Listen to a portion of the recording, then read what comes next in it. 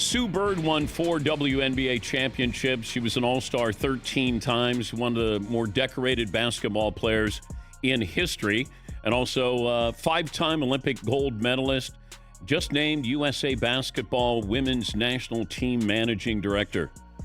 That's a hell of a title there. In the hushed anticipation preceding the start of the Indiana Fever exhibition against the Brazilian national team, the arena lights dimmed momentarily, only to flare back into life as a single arc of orange leather left Caitlin Clark's fingertips. The ball charted its parabolic flight from just inside the mid-court logo, an improbable distance for any player, let alone a WNBA rookie making her first exhibition appearance, and swished through the net with a crisp snap that echoed through Carver Hawkeye Arena. A stunned silence gave way to an explosion of cheers, camera shutters, and frenzied commentary across every sports network in the country. Caitlin's logo shot.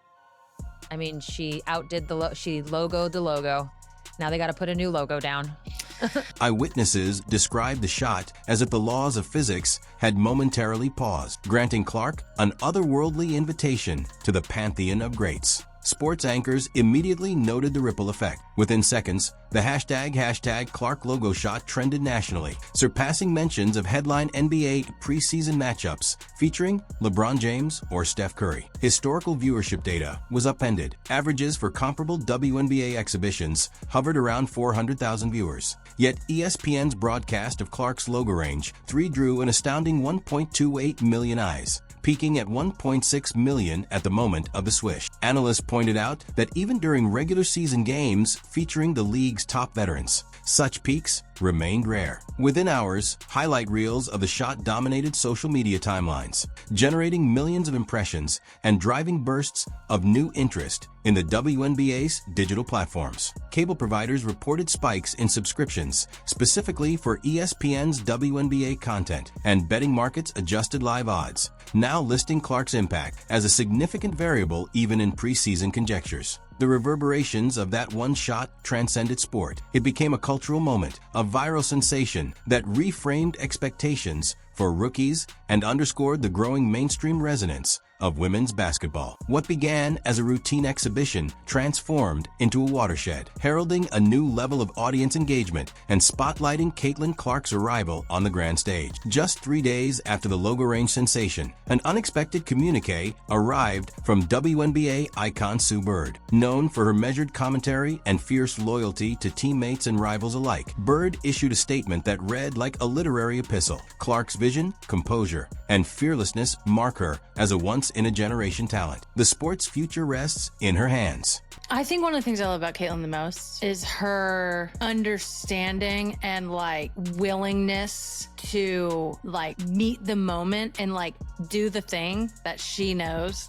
everyone wants her to do. She knows what the people She broke the record want. making that shot to begin with. There's just a certain star quality and star power there. Those words ricocheted across every major sports outlet, immediately dissected by pundits. Television analysts replayed the statement in primetime package segments, each syllable weighed for subtext. Was Bird suggesting anointing Clark as her successor? Could this be the first public admission that Bird's own competitive flame now rested elsewhere? Former teammates offered insight. Bird had rarely praised a player so effusively. In private conversations, she often remarked on Clark's uncanny spatial awareness and unflappable decision-making under pressure, attributes that had propelled her college career to national prominence. Journalists highlighted the timing. Bird's endorsement arrived just as Indiana's front office completed major off-season acquisitions, pointing to a potential alignment of veteran leadership and rookies poised for a championship run. Off-court, marketing teams seized the moment. Endorsement deals, sneaker collaborations,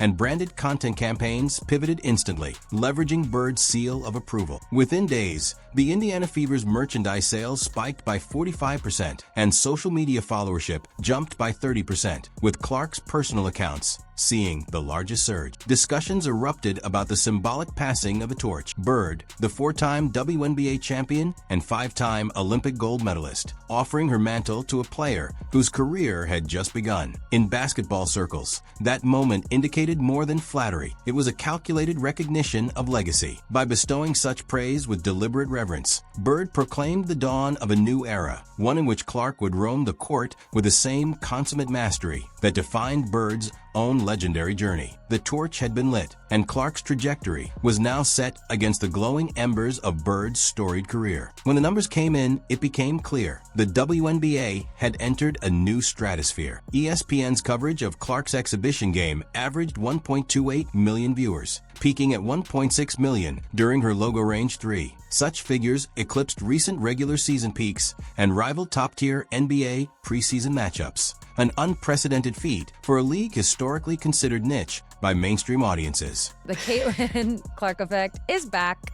Not seeing her play since the fall. I'm sure everybody was hype. I mean, we tuned in. Nielsen analysts identified a 120% year-over-year increase in national viewership for WNBA content spanning the final 3 weeks of the college season and the start of a pro exhibition slate. Cable and streaming platforms reported that subscription bundles, including WNBA Access, saw a 25% uptick, primarily among younger demographics aged 18 to 34. Social media metrics painted a complementary picture. Twitter impressions for hashtag WNBA climbed by 350%, while Instagram engagement on Indiana Fever-related posts soared by 420%, dwarfing spikes for marquee NBA squads. The basketball world recognized these data points as indicators of a cultural inflection, one where women's sports rivaled the mainstream pull of their male counterparts. Advertising executives took note. Major brands rapidly shifted marketing dollars, sponsoring primetime WNBA broadcasts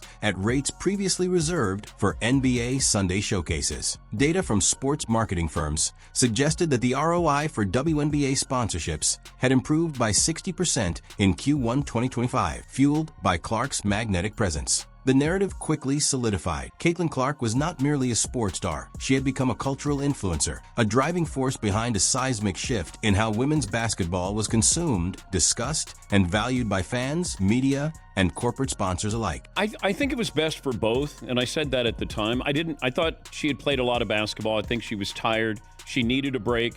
I didn't think she earned it, and there were other players who probably were in front of her who didn't make it as well. I'm going to guess she'll probably be on the next Olympic team. Just guessing. I mean, TBD. We got 3 years. As conversations around Bird's endorsement reverberated, the spotlight turned to summer 2028 in Los Angeles. Pundits dissected every syllable of Bird's cautious TBD remark when asked if Clark would don the red, white, and blue 3 years from now. Some analysts interpreted this hesitation as strategic diplomacy, avoiding undue pressure on a rookie still adapting to the pro game, while others posited it as a tacit guarantee. Clark's trajectory makes her a lock barring unforeseen setbacks. Historian commentators compared the scenario to Michael Jordan's Olympic debut in 1984, noting how early Olympic success can catalyze professional dominance. But it takes you being confident enough, willing enough to be like, oh, no. I know what you want. Influential former Olympians like Diana Taurasi offered reserved praise, noting that Olympic selection hinges not just on raw scoring, but also on adaptability to FIBA rules and international defensive schemes. Still, Team USA coaches were reported to be monitoring Clark's every outing, using advanced analytics to project her fit alongside established stars. Honestly, I have to just say that I respected the committee's job. I understood what was at play. I understood the pros and the cons, I guess, if you want to lay it out that way. And I think at the end of the day, it's hard to criticize a gold medal. Social media platforms buzzed with mock ballots, fan petitions surged, and betting lines on a Clark Olympic jersey release in 2028 shortened dramatically. Though official roster announcements remain years away, the mere prospect of Clark and Team USA Blue galvanized narratives of her dual potential as both a WNBA superstar and an international ambassador, capable of transcending domestic success to embed her legacy in the pantheon of global basketball excellence. Behind the scenes, the Indiana Fever's front office orchestrated a deliberate pivot. After bowing out in the first round of the 2024 playoffs, General Manager Lynn Dunn spearheaded targeted acquisitions. Veteran sharpshooter DeWanna Bonner for perimeter spacing, defensive anchor Natasha Howard to patrol the paint, and playmaking forward Kelsey Mitchell to alleviate ball handling burdens. These moves complemented Clark's play style, allowing her to exploit defensive lapses while veterans stabilized the lineup. They have a lot of vets.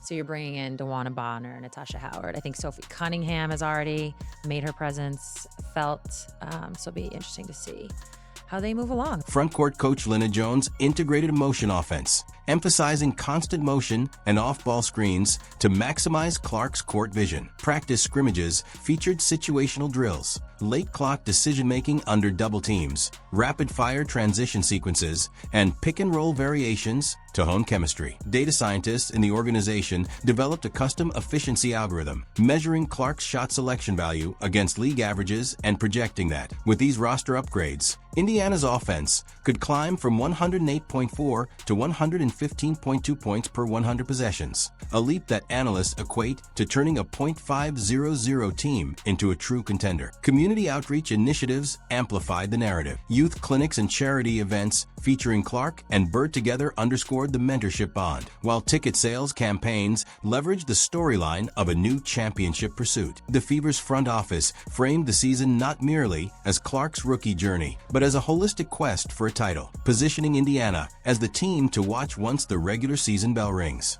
Even meteoric rises sparked debates. From Game 1, Clark's full-court pickup defense, an echo of her NCAA days, drew criticism. Opponents argued that her defensive gambits risked foul trouble and exposed her teammates in rotation mismatches. Debate panels replayed clips of Clark caught out of position, juxtaposed against her highlight reel steals and deflections. Rival coaches suggested adjusting game plans to target her defensively, pushing slower forwards into switching scenarios. Meanwhile, echoes of her college rivalry with Angel Reese resurfaced. Social media secret sleuths dug up past exchanges. Fans reignited old picker controversies. And pundits questioned whether Clark's offensive brilliance overshadowed her defensive consistency. Internally, the Fever coaching staff addressed these critique vectors. Clark undertook specialized defensive coaching, studying NBA guard film to refine her recovery speed and rotation patterns. Analytics teams tracked her defensive plus-minus in 5-minute intervals, noting a positive trend as the exhibition slate progressed. By confronting these conflicts head-on, Indiana framed Clark's evolution not as a vulnerability, but as a growth opportunity, reinforcing the narrative of a well-rounded future legend. Beyond box scores, Clark's impact ignited a robust viral economy. Within 72 hours of Bird's torch-passing quotes, Clark-branded merchandise,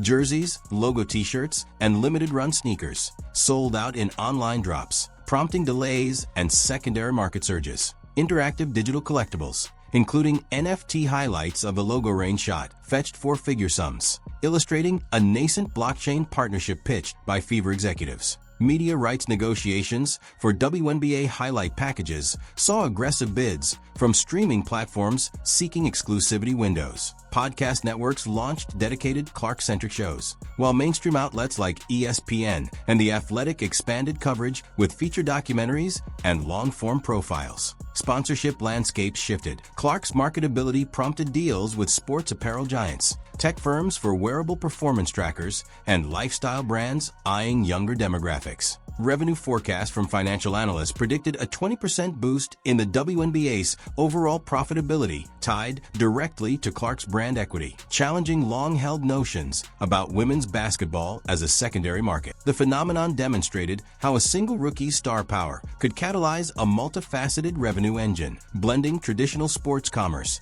with emerging digital monetization channels. Historical comparisons abounded. College records shattered by Clark, from single-season scoring to assist totals, now served as preamble to NBA-proof projections. Advanced metrics models, incorporating factors like usage rate, true shooting percentage, and assist-to-turnover ratio, forecast that Clark could finish her rookie year among the top 5 WNBA players in win shares. Season-long pace-adjusted projections estimated Clark's trajectory toward existing marks held by Diana Taurasi and Sue Bird, suggesting potential milestones in career points, stepped three-point percentage, and triple-doubles. sports scientists weighed in on her endurance. Biometric data from preseason conditioning reported Clark's VO2 max and lateral quickness metrics rival top WNBA veterans, signaling durability for deep playoff runs. Archival graphics displayed side-by-side comparisons of Clark's rookie scoring pace to legends like Cynthia Cooper in 1997, illustrating how early season trends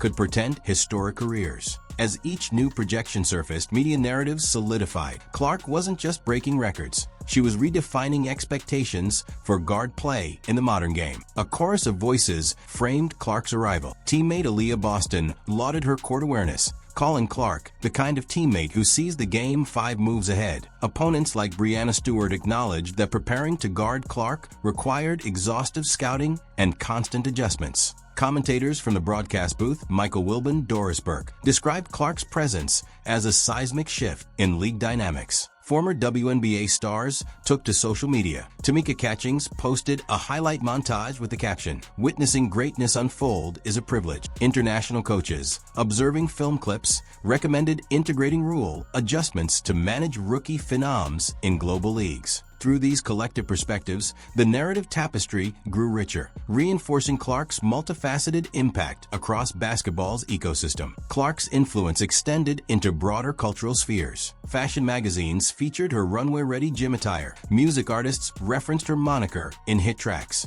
Social justice advocates collaborated with her on youth empowerment initiatives. University research centers announced studies on gender equity in sports media, citing Clark's coverage as a case study. Philanthropic foundations tapped her burgeoning platform for literacy and wellness campaigns. Meanwhile, long-term forecasts by sports economists posited that sustained star power could attract new franchise investments and expansion teams, potentially growing the WNBA from 12 to 14 clubs by the decade's end. As the season countdown began, every facet of the basketball world, from analytics labs to boardrooms, geared up for the Caitlin Clark era, an intersection of athletic excellence, commercial dynamism, and societal impact. Caitlin Clark's rookie exhibition didn't just introduce a new player. It unveiled a phenomenon. From the logo range buzzer to Sue Bird's torch, from record-breaking viewership to cultural inflection, each milestone wove into a narrative tapestry, signaling a seismic shift. The 2025 WNBA season now stands as a proving ground. Will Clark's projected dominance translate into championships? Can the Fever's strategic overhaul coalesce into a title run? And will Clark's influence continue reshaping women's basketball into a global powerhouse? As the opening tip approaches, one thing remains certain: the basketball world will be watching every moment.